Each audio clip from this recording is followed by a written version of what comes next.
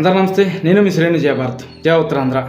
మన భారతదేశంలో delimitation bill మన పార్లమెంట్లో ప్రవేశపెట్టబోతున్నారు.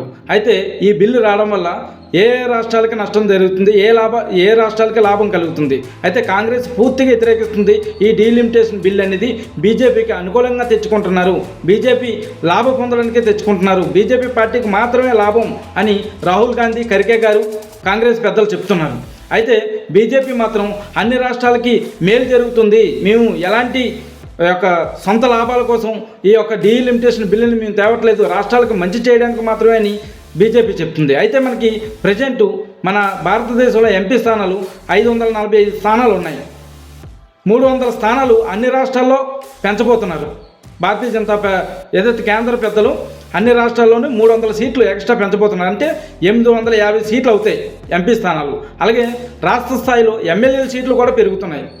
అయితే ఈ డీలిమిటేషన్ బిల్ అనేది ఏ రాష్ట్రాలకి నష్టం కలిగిస్తుంది అనేది చాలామంది చాలా క్లియర్గా చెప్తున్నారు.